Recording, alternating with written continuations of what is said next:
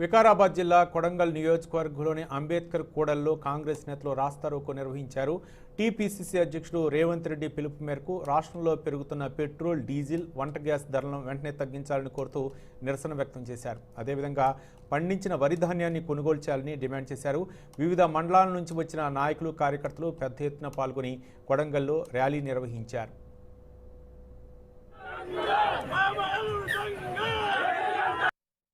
నడిచేటప్పుడు ఈ ధర్నా చేయని మొగోళ్ళు పార్లమెంట్ అయిపోయినాక అక్కడ పోయి కూలర్లు, ఏసీలు అరేంజ్ చేసుకొని దావత్ చేసుకొని నిన్న పోయి ధర్నా చేసి వచ్చారు మన తెలంగాణ మొగోళ్ళు.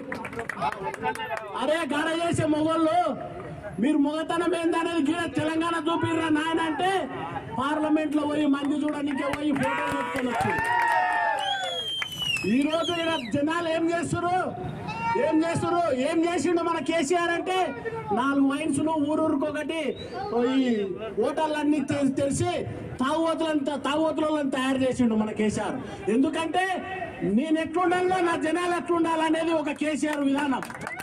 నేను తాగుబోతులనే మా జనాలు కూడా తాగుబోతులు కావాలని చెప్పేసి వైన్స్ తెరిచి మందు తాగడానికి పెట్టిండు. అయ్యా ఒక్కసారి గమనించండి, గతంలో కాంగ్రెస్ ప్రభుత్వం ఉన్నప్పుడు 475 రూపాయలు ఉంది సిలిండర్ కి. ఈ రోజు ఎంత ఉంది తెలుసా? 1030 రూపాయలు సిలిండర్ ధర. గతంలో ప్రభుత్వం ఉన్నప్పుడు 32 రూపాయలు డీజిల్. ఈ రోజు డీజిల్ ధర ఏముందో తెలుసా? 106 రూపాయల చిల్లర ఈ రోజు డీజిల్. సిగ్గుందా గిడ ఆడవై ధర్నా చేసేదానికంటే తెలంగాణలో ఇక్కడ పక్కనే మన కర్ణాటక రాష్ట్రం ఉంది. రాష్ట్ర ప్రభుత్వము వ్యాట్ తగ్గించుకొని డీజిల్ సామాన్యులకు న్యాయం చేయడానికి అవకాశం ఉంది.